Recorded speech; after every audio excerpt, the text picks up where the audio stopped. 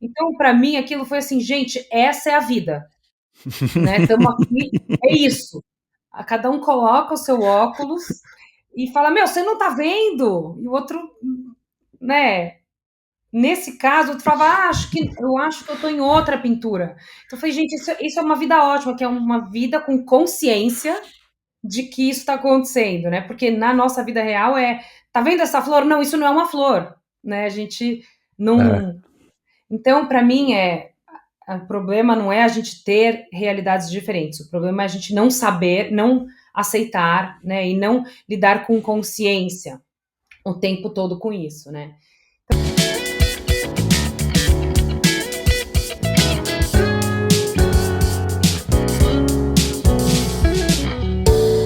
Chief Buddha Officer, a dimensão humana no mundo dos negócios.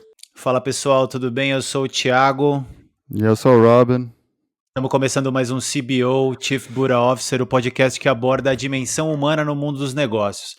Hoje é um programa especial. A gente tem mais do que um convidado, uma convidada. A gente tem uma pessoa que vai tocar com a gente aqui o programa, mas eu não vou falar sobre isso ainda. Quero fazer um recado inicial, depois o Robin vai contar para vocês. Dúvidas, críticas, sugestões, se vocês querem entender um pouco mais como a gente trabalha, se vocês têm dúvidas ou querem entender mais sobre Chief Buddha Officer, sobre o que a gente faz com grupos, empresas, líderes, manda e-mail para a gente no contato@cbo.digital. Contato@cbo.digital. E não vou nem gastar muito mais tempo. Robin, fala um pouquinho pra gente do que a gente vai conversar e apresenta a nossa colega de trabalho. Então, cara, eu tava dando uma olhada e quem tá com a gente hoje é a Ju Gatazzi. Então, antes de mais nada, bem-vinda, Ju. Legal. E, cara, a Ju, ela veio. Quando a gente começou o podcast em 2020, eu dei uma olhada aqui, ela apareceu no episódio número 6 como nossa convidada, Nossa. que foi no dia, se não me engano, 1º de dezembro de 2020. Tá? Então faz, sei lá, Nossa. 4 anos e meio, já faz muito tempo. Foi uma vida toda desde então. E é muito legal ter a Ju de volta numa outra esfera agora, né? Então, naquela época, ela foi uma convidada nossa, e hoje ela está, como o Thiago disse, bem mais como uma colega nossa. A gente tem feito trabalho juntos, a gente tá fazendo cada vez mais coisa juntos, tá muito legal. A Ju tem um ponto de vista sensacional. Ela fez 1 zilhão de explorações e treinamentos e buscas na vida dela. Então vai ser muito legal a gente bater esse papo com, em vez de eu e o Thiago falando um monte de besteira, a gente ter a Ju para nortear a gente e falar alguma coisa com um pouquinho mais de senso aqui, né? Então, bem-vinda, Ju. Antes de eu introduzir o tema, eu queria só que você desse um oi aí geral pro pessoal. Oi. Bom, anos, né, de acompanhar também o CBO e o fim, que eu Uhum. amo. Estou feliz de estar aqui. Vamos lá. Sensacional. Buscar junto. E, Parar de buscar é, junto, né?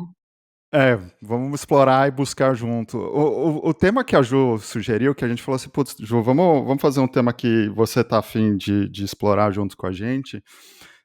É esse que está no título, que são personagens inventados no trabalho, né? E a gente quer explorar um pouco toda essa relação de quem são esses personagens, quem inventa esses personagens, qual que é essa invenção, como que isso impacta no trabalho, como que isso impacta nas nossas relações, em como a gente acaba se comportando no trabalho, enquanto outras pessoas se comportam com a gente, né? Então, eu não quero nem fazer uma introdução muito grande, que eu queria que a Ju já compartilhasse um pouco do ponto de vista dela e ela falasse um pouco de por que ela sugeriu esse tema e o que ela quer explorar em relação a isso. Vamos lá. Bom, então a primeira coisa assim que me fascina muito e que eu tenho passado os últimos anos explorando isso, inclusive com vocês, vamos usar como premissa a questão da nossa realidade muito individual, né? A nossa realidade criada, ou, enfim, eu acho que aqui no CBO vocês já abordaram isso de formas muito diferentes e sempre ajuda, né, trazer uma nova forma, porque eu acho que foi uma coisa que eu fui aprendendo em camadas, assim. E quando você realmente tem uma realização de que cada um vive a sua realidade, né? E para mim, tudo que eu acho é muito verdade, e tudo que o outro acha é muito verdade, assim, para mim, isso resolve todas as buscas, né? Todas as buscas de relacionamento são resolvidas aí nessa premissa. E então, queria trazer mais uma vez, no começo dessa conversa, essa questão da realidade criada, né? E eu gosto muito de uma imagem que me veio um dia na cabeça, que foi o seguinte: a gente. Vocês já viram aqueles óculos de realidade virtual que você coloca o celular dentro? Sim, sim. Eu fui uma vez numa exposição de arte virtual na pandemia, e era no parque, eu acho que era no Ibira. E Uhum. aí cada um colocava o seu celular, era uma exposição do Van Gogh, e cada um escolhia ali a sua obra e experimentava como se estivesse dentro da obra. E foi incrível, assim, viver aquilo. Você estava dentro da Casa Amarela, dentro da pintura da Noite Dentro Estrelada e dos tal. girassóis. Isso, e assim, e aí eu ficava escutando, né? Você não podia andar muito, porque você podia morrer, né? Você tá ali caído do penhasco. Mas né, eu ia escutando, nossa, tô no jardim, entrei na casa, enfim, e uma hora eu tirei o meu óculos e eu vi um monte de gente assim andando com, né, com seus óculos e tipo, falando, nossa, olha essa flor, e o outro, não, que flor? Porque o outro estava em outra pintura, enfim, ou olhando para outro lugar. Sim. Então, para mim, aquilo foi assim, gente, essa é a vida, né? Estamos aqui, é isso. Cada um coloca o seu óculos e fala, meu, você não tá vendo? E o outro, né? Nesse caso, eu falava, eu acho que eu tô em outra pintura. Então eu falei, gente, isso é uma vida ótima, que é uma vida com consciência de que isso está acontecendo, né? Porque na nossa vida real tá vendo essa flor? Não, isso não é uma flor, né? A gente É. não.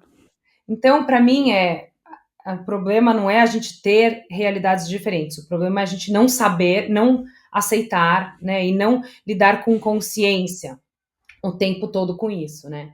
Então, dada essa premissa, eu acho que a primeira coisa é como que a gente cria histórias, ou, né, criar é um termo também, pode ser inventado, porque como que a gente vivencia, né? Não é que a gente está Uhum.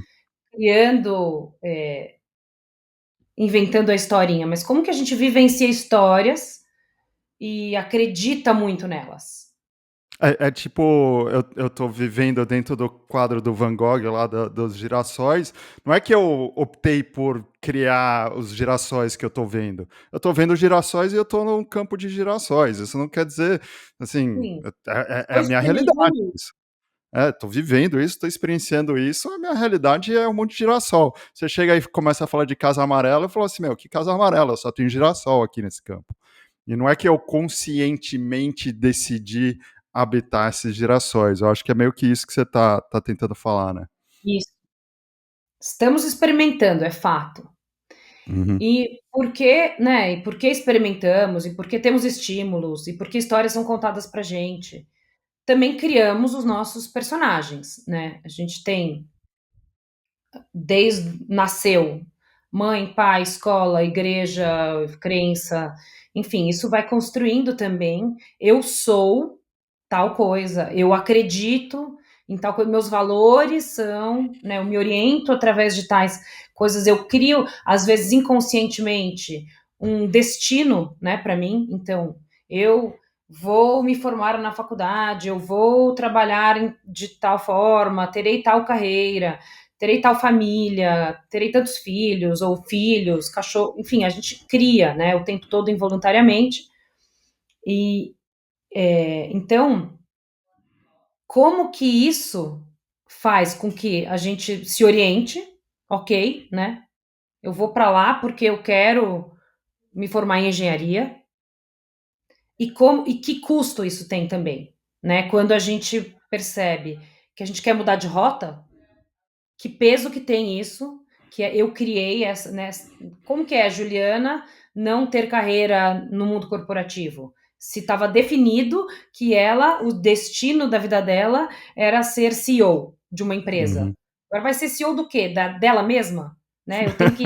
Eu já vi a pessoa se apresentar, cartão de visita, CEO do tal. Que empresa que o cara tem? Ah, é só ele. A founder. Eu acho muito incrível, porque com certeza foi difícil romper com aquela história que ele tinha criado para ele mesmo, né? Uhum. Então, como que a gente cria esse personagem para nós, com base nas expectativas dos outros ou as nossas próprias, e como vai ficando difícil romper com ele, né? Isso aqui não é do meu feitio, eu não tenho, não vou fazer. Isso você não pode esperar de mim, porque não é dos meus valores, né? A gente fala com muita propriedade, mas e tem hora que você fala, e agora que eu vou fazer isso e não é dos meus valores?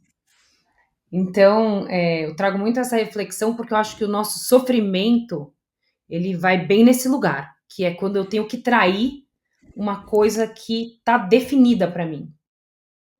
Que eu acredito que eu sou esse personagem, eu acredito, ele foi uma história tão real que se criou dentro de mim, e eu acredito piamente que eu sou esse personagem, e de repente, tipo, meu, como é que eu vou agir contra esse personagem? Tipo, não tá no toolset desse personagem poder fazer essas coisas, né? E aí meio que dá um tilt, né? Tipo, putz, como que... Eu não sou o tipo de pessoa que faz isso, né? Como que isso vai rolar? Eu acho muito legal essa exploração disso. Como é que E você vê isso? Desculpa, você ia falar não, mais e uma é coisa? tipo, e assim, quando a gente apenas tem consciência disso, você pode agir de acordo com seus valores. Mas na hora que por algum motivo você não agiu de acordo com seus valores, ou que você não vai agir, você pode falar, peraí, deixa eu olhar para essa história, né? Eu Uhum. sou ainda uma pessoa que não gosta de praia, né? Sei lá, enfim. Eu tenho que bancar, porque às vezes a gente tem que bancar uma coisa para os outros. É Sim, porque, né, o Robin é um inteligente. Então, é, eu vou fazer esse comentário, eu vou falar, não sei quando eu posso ficar quieto, eu vou me exato. arriscar a fazer um negócio que talvez eu não vai muito bem, mas eu sou um cara mega inteligente. Tipo, como que eu vou? Então, acho que nessa hora a gente saber disso, dá a liberdade de a gente falar, sim, vou não ser o cara inteligente necessariamente, né? E Enfim. isso pra mim é uma das coisas mais libertadoras do mundo, né? Tipo, putz, só porque eu falava que eu não comia brócolis com 6 anos de idade, não quer dizer que eu não posso comer brócolis nunca mais na minha vida, né? Eu posso experimentar comidas diferentes, posso experimentar trabalhos diferentes, estilos de vida diferentes, posso mudar para o interior e mudar de volta para São Paulo, como eu já fiz e tudo mais, né? Então, e a pergunta que eu queria é, putz, você teve uma carreira de, sei lá, uns 15 anos no mundo corporativo e tudo. Como é que foi você viver nesse mundo? Você percebeu muito isso, mesmo que você não tinha essa consciência que nem você tem hoje, você percebeu isso muito no jeito que as pessoas agiam e no dia a dia das pessoas?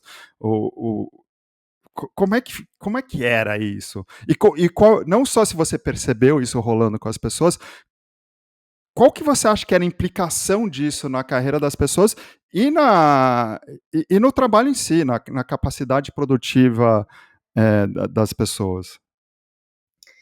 Eu acho assim, a coisa do quem eu sou, né? O personagem que eu construo para mim, eu vejo que no mundo corporativo tem alguns estigmas. Eu ainda trabalhei num lugar muito aberto, muito assim, humano também, né? Mas eu convivi com muitas pessoas que trabalharam no mercado financeiro, ou são mercados mais estigmatizados, né? Com personagens, advogados. Então, essas profissões, elas têm muito estigma de quem eu devo ser, como eu devo me portar, que roupa devo usar, que postura devo ter. Então, eu me deparei, né, nos meus trabalhos com pessoas que estavam presas dentro de um personagem, né? Tipo, por exemplo, o mais até eu acho que a gente trocou essa ideia lá no passado. Eu tenho que ser sério, né? Tenho Sim. que eu tenho que estar sempre ferrado. Não posso estar de boa, assim, eu tenho que estar sempre tá na correria. Eu não posso estar tranquilo. Como que tá a sua vida? Ótima, né? Não posso, Não, eu tenho que estar sempre, o proibido. meu tempo tem que estar no limite, porque se eu falar que eu tô com algum tempo, vão me dar uma tarefa adicional, ou vão achar que eu não trabalho bem, né.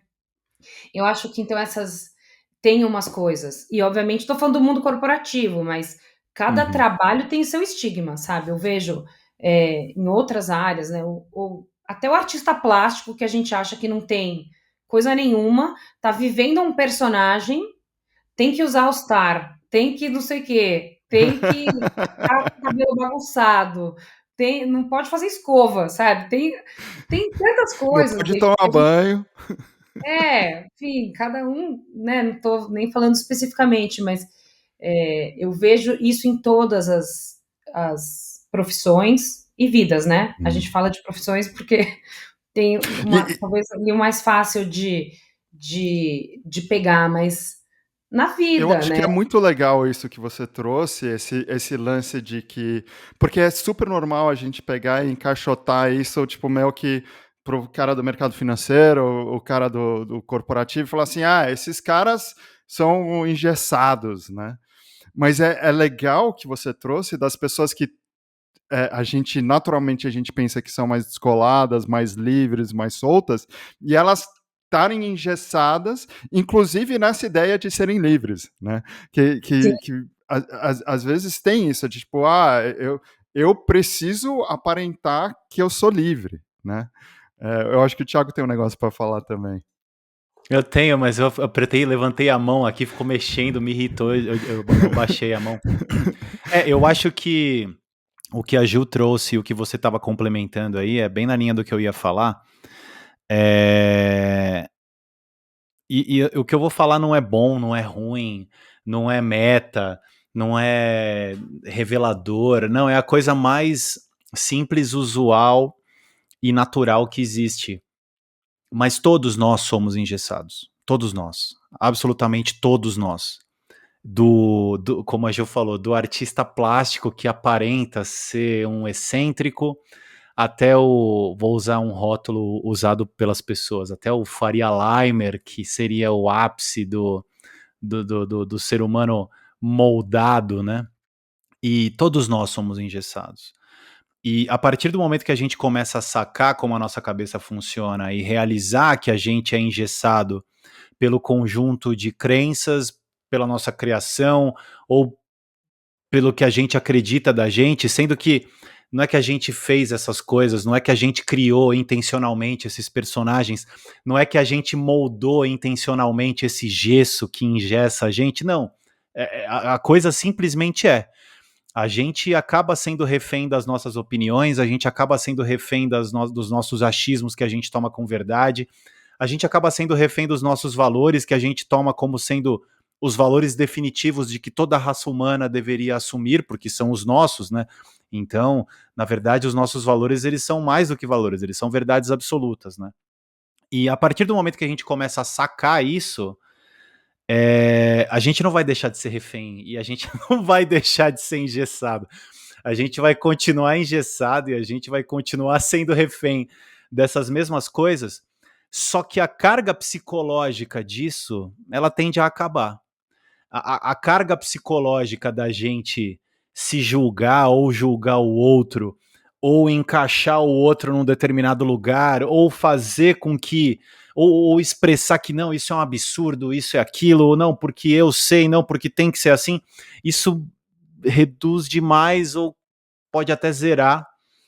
E aí a leveza que a gente passa a existir, talvez seja, e essa leveza que a gente passa nesse lugar de leveza que a gente passa a existir, é como se fosse é um subproduto dessa realização de que a gente vive sempre na experiência desses nossos pensamentos e sentimentos que nos engessam, por mais que a gente não tenha controle disso. E o fato de viver nessa leveza faz com que naturalmente a gente seja menos refém. Mesmo que a gente continue sendo refém, nos momentos que a gente estiver mais conectado com esse entendimento, a gente vai naturalmente deixar de ser. Não é alguma coisa que eu vou precisar forçar, eu não tenho como treinar não ser, é que nem nada contra, eu falo isso, às vezes o Robin não gosta muito, mas acontece.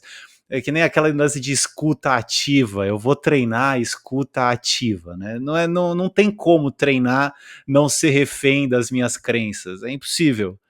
Agora, desse espaço onde a gente saca isso, a tendência é que isso aconteça naturalmente. E quanto mais a gente estiver conectado com isso, mais natural e mais leve vai acabar sendo a nossa coexistência, nossos relacionamentos profissionais e pessoais. Com certeza. E é consciência, né? Estamos só falando de consciência, de você ter a, essa ideia de que pode não ser, né? É, É só que tipo, talvez a sua verdade absoluta não seja a verdade absoluta. Talvez a sua realidade inteira seja só uma opinião sua e não a verdade absoluta. Eu acho que essa é a brecha que se abre, né? Não é de mudar tudo, é saber que você está dentro de uma invenção da sua cabeça, é saber que você está dentro do campo de girassóis do Van Gogh e que o outro está na Casa Amarela ou qualquer outro coisa. lugar. E eu acho que o maior resultado disso é relacional, né? É quando a gente fala da nossa relação com o outro. E por isso, assim, o personagem que a gente cria para o outro o nível 2 da doideira, né? Porque a primeira doideira é você criar o para você. Aí você se aprofunda mais ainda nisso, criando um personagem para o outro e experimentando o personagem que você criou para o outro o tempo todo, às vezes justificando ele, né? Falando, ó, tá vendo? Eu falei que era chato, falei que ele era grosso, falei. Ou às vezes também se frustrando porque o outro não atende às expectativas do seu personagem, né? Do que você criou como importante. Você criou como ele deveria ser assim, né? Eu acho que no trabalho eu experimentei muito isso. Eu mais experimentei isso foi na relação com chefes, né? Porque o chefe deveria ser tal coisa. E o contrário, né? O subordinado deveria, é, enfim, ser igualzinho a mim, né? Tipo, deveria fazer as coisas exatamente como eu faço. E muitas vezes, acho que principalmente quando é chefe, porque quando tem um chefe e mais de um subordinado, tem uma gangue, né? Tem ali assim, se a pessoa é grossa, então todo mundo está a serviço o tempo todo de contar para o colega como foi. Nossa, você não sabe a de hoje, né? Então, assim, isso eu tenho. Não posso falar sobre isso, porque é muito revelador. Tem exemplos assim extraordinários de como assim no coletivo conseguimos provar que uma pessoa era a pior do mundo, sabe? Sim. Como isso, né? Qual que é o custo disso? Acho que eu sempre penso, isso acontece, é natural, a gente não tem como evitar. Se uma pessoa, vamos falar assim, sem ponderar que eu estou numa realidade diferente de vocês, uma pessoa é chata, não, fulano é chato. A gente sabe o que é viver com uma pessoa chata.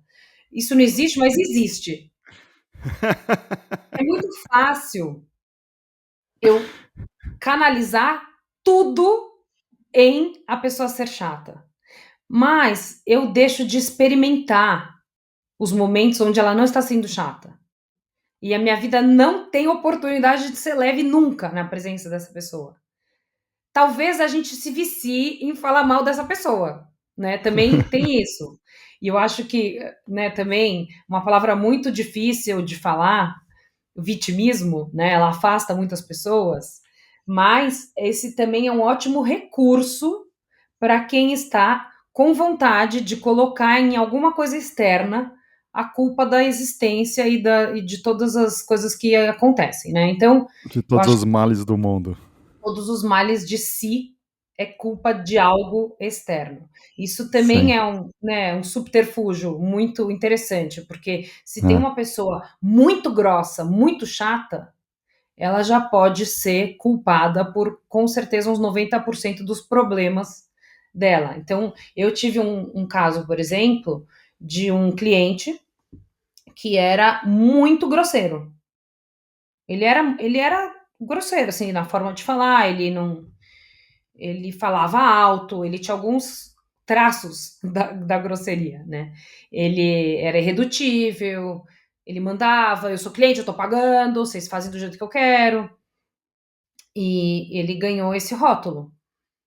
Mas ele também era uma pessoa muito inteligente. Só que a minha equipe não conseguia escutá-lo, porque ele era acima de tudo grosseiro.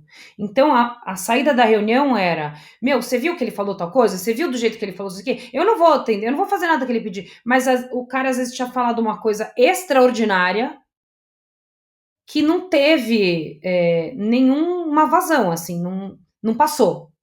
Então, quando a gente, né, eu acho que no trabalho, e existe essa coisa muito importante de como tem muita competitividade, como a gente está o tempo inteiro sendo avaliado. Eu quero que vocês tenham clareza de que meu chefe é grosseiro, porque tudo que eu entrego é apesar disso, né? Então, eu entendo que tem muitos motivos para a gente rotular pessoas no trabalho, mas E aquele lance, né? Às vezes a gente nem rotulou, o outro já rotulou pra gente, a gente comprou o rótulo do outro e saiu acreditando que era aquilo. E aquilo acabou virando uma verdade pra gente, né? Quantas vezes a gente não chegou e alguém falou, nossa, aquela pessoa lá, XYZ, não sei o que lá, e a gente nem ouviu a pessoa falar, mas a gente já criou o personagem na cabeça e a gente lida com a pessoa como se ela fosse essa versão fabricada na nossa cabeça, que é sempre uma versão fabricada na nossa cabeça, né? A gente, antes da gente gravar, até tava brincando com a Ju, falando assim, na verdade, pessoas difíceis não existem, né? Existe a nossa experiência que uma pessoa é difícil. Eu lembro uma vez eu fui falar era um CEO de uma construtora, e assim, eu fui lá para fazer um trabalho e todo mundo viu o cara como, tipo, a pessoa difícil, não sei o que, não sei o que lá. Eu lembro de estar batendo papo com o cara e eu falando assim, eles, meu, as pessoas têm essa imagem de mim, mas eu não sou isso. Eu falei assim, aposto que sua mulher e seus filhos devem amar você. Então, eu sou uma pessoa mó legal, eu sou demais, mas todo mundo tem essa impressão que eu sou esse carrasco, que eu sou essas coisas. E aí você vê até as ações dele, as ações eram coerentes, faziam sentido, ele não estava sendo carrasco nem nada, mas tinha um estigma de que ele era essa pessoa, que todo mundo comprava isso e aquilo era reproduzido dentro da empresa, eternamente. E é super curioso isso, né? Porque bastante do trabalho que a gente acaba fazendo no CBO e esse tipo de trabalho é de relações, né? É justamente esse ponto que você está trazendo tão brilhantemente aqui, Ju. Que tem, inclusive, o Marshall Goldsmith, que é uma referência de coaching executivo e tudo mais, ele criou um sistema de coaching que é o Stakeholder Centered Coaching, porque no coaching você tem duas coisas, e é muito legal que a gente está trazendo isso. Você tem a mudança, né? Tipo, de eu mudar, de como eu vejo, como eu percebo as coisas e tudo mais. Mas tem um outro elemento que poucas pessoas percebem e poucas pessoas levam em consideração, que é a percepção do outro que ela tem de mim, né? Como a outra pessoa me percebe.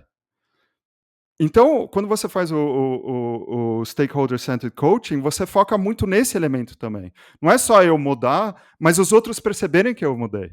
Né? Então, como você mesmo trouxe aqui, porque senão o que acontece? Se eu já tenho uma ideia de como você vai se comportar, eu estou constantemente procurando isso em você.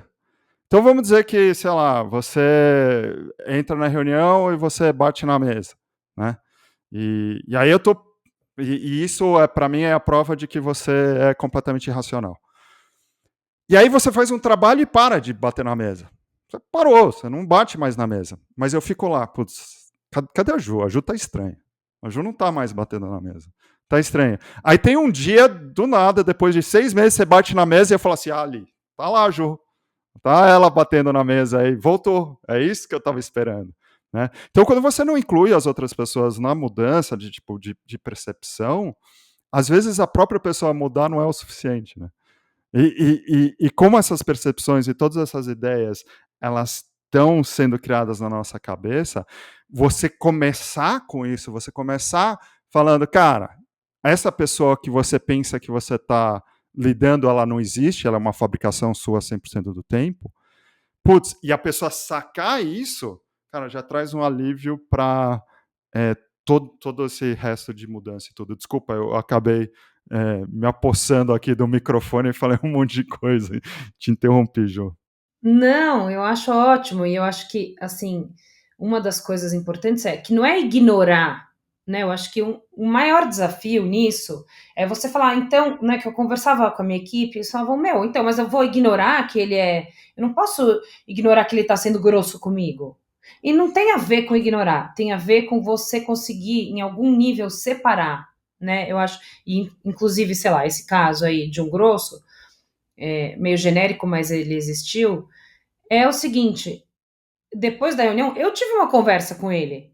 Ó, puta, esse jeito de falar não rola com a minha equipe. Eles não estão conseguindo chegar no seu conteúdo. Enfim, às vezes ele era grosso mesmo.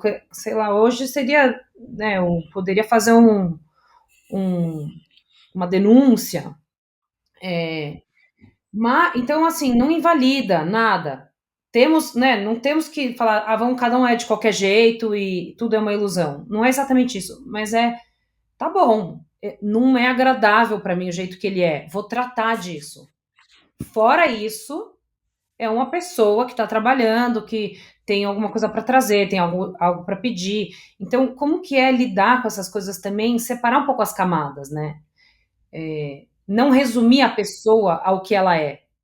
Tipo, é grosso. Então, o cara é grosso. Ele é grosso, ele virou um grosso. Ele não é mais um diretor financeiro, ele não é mais, sei lá, pai de tal fulano. Então, como que a gente não reduz a pessoa a uma característica? E como que a gente se abre? Daí é uma intenção, né? Eu quero me abrir para melhorar a minha relação com essa pessoa. Tem um voto interno de eu quero, né? Eu não quero me esconder atrás do fato de que, porque ele é grosso, muitas coisas que eu fizer eu posso colocar embaixo desse tapete aí, né? Uhum. Então, Tem, enfim, acho que não tem não reduzir. tem uma frase que o Thiago, eu já ouvi ele falar muito, do Ramana Maharshi, que eu gosto muito, que é a partir do momento que a pessoa vê um pássaro, ela nunca mais vai ver um pássaro, né? Que é o âmago É disso, do né? Krishnamurti, é do É do Krishnamurti. Krishnamurti, é do Krishnamurti. É. Não importa, é de alguém bem mais inteligente que a gente que sabia do que estava falando, né? O lance por trás disso é muito legal, porque assim, a partir do momento que a gente botou o rótulo de que aquilo é um pássaro, a gente não vai mais ver aquela natureza vivendo. A gente vai olhar para aquilo e é pássaro, é pássaro, é pássaro. Né? E eu acho que é a mesma coisa para as pessoas. A partir do momento que a gente tem uma ideia do que é aquilo, a gente não existe mais a natureza, a transição, a transiência de simplesmente ser uma manifestação do que está acontecendo, né? Porque até quando ela está agindo de outra forma, ela tem o tag, ela tem o tagzinho de, sei lá, de grossa ou de difícil ou qualquer coisa. Então você não consegue mais enxergar aquele ato da pessoa. Então você até deu um exemplo, né, tipo, antes da gente começar a gravar, a pessoa pegar água e ela fala assim, putz, acabou a água. Ela fala assim, nossa, olha como ela reclama, em vez de simplesmente, putz, ela tá simplesmente notificando que acabou a água, né, tipo, mas se eu botei na minha cabeça que é uma pessoa reclamona, ela fala a coisa mais simples, que é, nossa, a água acabou, vira uma reclamação e não uma constatação, assim. Então, tudo que eu vejo, toda a forma que eu interpreto, se eu vejo uma. Por isso que eu falo, as pessoas difíceis não existem. Existe a gente enxergar uma pessoa difícil o tempo todo. Né? De Cara, é novo. que nem aquela máxima do time de futebol na zona de rebaixamento, o time na merda, toda a torcida fanática, desesperada, né? Mas pra torcida não é fanatismo, é a realidade 100%. Aí o dirigente do clube vai almoçar num restaurante, aí os caras postam, né, a foto do cara almoçando no restaurante e a legenda assim: O time numa situação dessa e o cara almoçando. Como é que pode? Como pode o cara sair pra almoçar? Que absurdo. Time numa situação dessa e o cara almoçando com a família, gente. Tipo, não dá mais, entendeu? A gente faz isso o tempo todo. A gente faz isso o tempo todo.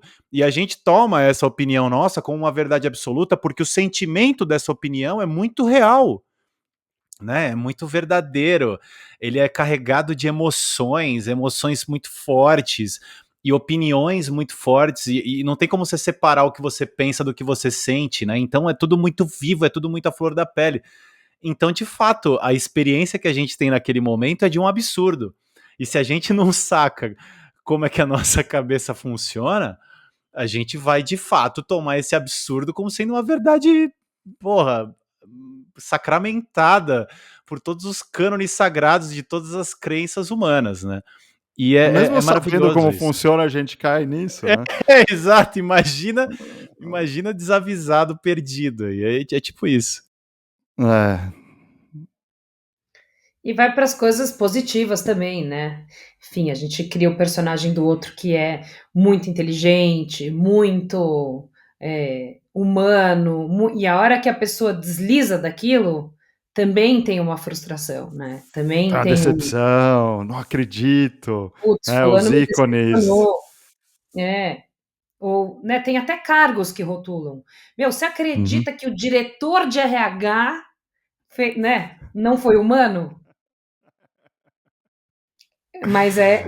enfim, né, são ciladinhas E também. aí é muito louco, né? Porque a gente tá meio que setting ourselves up to failure, né? A gente tá criando um lance onde, putz, se eu tô julgando todo mundo, eu não tenho como não me julgar também. Então, eu não tenho como me considerar humano também. Então, eu tô me botando pressão o tempo todo de eu agir de acordo com como eu acho que eu tenho que agir, esse personagem que eu criei. Que é um pouco do que a gente falou lá no começo, então a gente faz completo full circle aqui, né? Que é tipo, putz, então eu dou uma escorregada, eu tipo, meu, eu sou um imbecil, como eu sou burro, como eu sou idiota, não é possível que eu fiz isso. E aí, putz, aí eu entro e fico me julgando, fico me batendo, fico, cara, o tempo todo nessa prisão psicológica de que eu tenho que controlar exatamente o personagem que eu quero que as pessoas pensem que eu sou. Essa, cara, é a coisa mais louca do mundo. Eu não consigo nem pensar, eu não consigo nem controlar o que eu vou pensar de mim. Imagina controlar o que você vai pensar de mim, né? E eu ter essa carga, meu Deus, é o sofrimento total que você falou no começo, né, Ju? É. E eu acho, assim, onde que eu tenho experimentado um alívio nisso, né, para também trazer que convite é esse? Uhum. Eu acho que quando você é uma pessoa buscadora de si, né, esse caminho do o outro, como que você reage frente ao outro, é um maior convite para dentro de você mesmo, né, principalmente quando você está incomodado. Então o convite é para olhar a vida com mais curiosidade mesmo, de olhar e falar, nossa, olha como que eu estou me comportando frente à grosseria do outro. Né, o que está acontecendo comigo? Aonde que está mexendo aqui dentro? Esquece o outro. O outro é um coadjuvante, né? Ele é um estímulo externo. Mas quando alguém fala alto, aonde que isso está mexendo comigo? O que me faz odiar tanto esse outro? Né? O que tem de importante para mim? E quando a gente olha com essa curiosidade, primeiro que o outro fica menos importante, né? Se ele falou, se ele fez, mas você tem uma oportunidade ali de aprender uma nova reação, de falar, nossa, tudo bem, gritou, eu posso responder. Não grite, por favor, mas dentro de mim não vai mexer tudo isso, né? Porque eu estou entendendo que é um estímulo externo. Eu estou entendendo que está mexendo aqui nas minhas histórias. Então, não valido nenhuma agressão, nenhuma atitude ruim do outro, mas o convite é viver mais em paz com nós mesmos, né? Mais curiosidade, com mais camadas de como que fala isso? Awareness? Consciência do que está acontecendo, né? Sabe, não entrar em pânico nas primeiras 24 horas. Aconteceu uma coisa, olha, né? Observa. E às vezes a gente dá até risada de uma coisa que seria quando você começa também a enxergar o palhaço no outro, você vê a pessoa surtando ali, às vezes a pessoa surta, tem muito surtado. Nossa, tem mercado, tem ali, aliás, né, tem mercados que estimulam o profissional surtado. Estimulam eu provei, eu disse, eu falei, o mercado está O caindo, teatro. sei lá, estou deixando caricata, né? Mas tem lugares que estimulam essa cultura. Quando você começa a olhar nesse olhar, você fala, gente, olha o outro surtando. É um entretenimento. É uma coisa que você fala, nossa, olha só, a pessoa tá louca, tipo, ela tá. Respira, né? Às vezes você até inverte a sua. Para mim aconteceu isso. Eu completamente inverti a minha indignação por compaixão, do tipo, meu Deus, deixa eu pegar essa pessoa no colo, ela tá sofrendo. Ela precisa de um abraço, ou simplesmente observar e falar, nossa, alguma coisa não tá indo bem ali. Enfim, eu acho que o meu convite é esse. Como que a gente É, olha mais para dentro de si do que para as nossas histórias, do que para as histórias que estão acabando com a nossa vida. é. Eu acho que você trouxe isso de uma maneira genial, porque não é não é isentando o outro de culpa, nem não é sobre isso, não é sobre o outro, não é sobre, eu tô tirando o outro a culpa do outro, porque ele não pode fazer isso. Isso é uma conversa, o que o outro pode ou não fazer. E não a gente por que a gente está tendo essa conversa do que acontece daqui para dentro da gente, não quer dizer que a gente não vai ter a outra conversa, mas essa conversa do que acontece daqui para dentro da gente, é muito legal.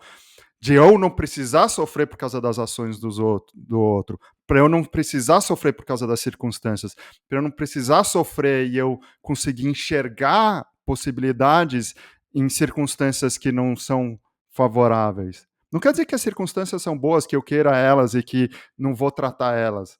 Mas são duas conversas diferentes que às vezes as pessoas confundem. Então é muito legal você trazer isso, de tipo, putz, não estou falando que tá certo a outra pessoa matar, ou a outra pessoa me xingar, mas o trabalho daqui para dentro é independente disso.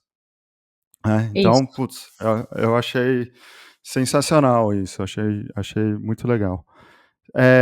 Vocês têm alguma coisa a mais que vocês querem compartilhar? A gente pode aqui ficar 3 eternidades conversando, né? Tranquilamente. Né? Mas eu Tranquilamente, acho mas que o que a gente trouxe aqui, o que a Ju conseguiu expor tão bem, e essa direção que ela apontou, eu acho sensacional. E aí eu vou fazer o convite que eu sempre falo, assim, vocês querem entender mais isso, vocês querem trazer a gente para ajudar na empresa de vocês a ter essa clareza, a ter essa relação mais leve entre as pessoas, em você sofrer menos e conseguir performar muito melhor dentro de circunstâncias às vezes adversas, putz, é a nossa especialidade, a Ju também há anos está fazendo isso com maestria. Então, dá um toque para a gente no contato@cbo.digital e perguntas e dúvidas e questões e tem um monte de coisa legal que a gente está fazendo esse ano. Vocês vão ficar sabendo. Se vocês não assinam a nossa lista, se vocês não estão na nossa lista de e-mails, entrem na nossa lista de e-mails. Eu mando e-mail umas 2 vezes por semana. A gente até brinca que não é uma newsletter, é uma lista de e-mails, porque eu escrevo como se eu estivesse escrevendo para um amigo. E, putz, entre em contato com a gente, converse com a gente e traga coisas pra gente. Esses são Os minhas e-mails palavras dessa finais. lista poderiam ser cobrados, porque eles são incríveis. E eu sei que eu sou suspeito, mas você não tem nada a perder, então eu entraria, eu checaria, porque tá muito legal. E vale E muito a a gente pena. até brinca que é um oásis longe de inteligência artificial. Eu escrevo os e-mails, Exato.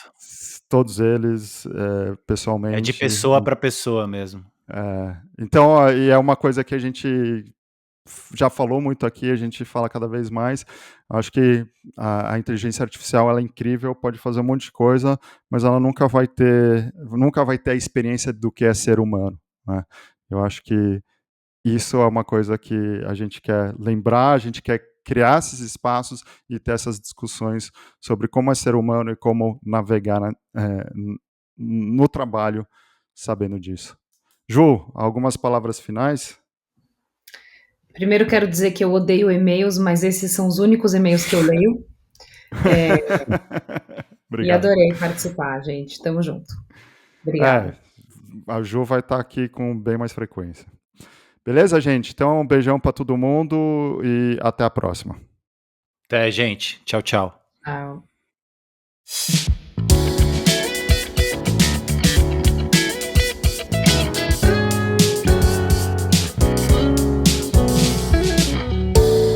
Chief Buddha Officer, a dimensão humana no mundo dos negócios.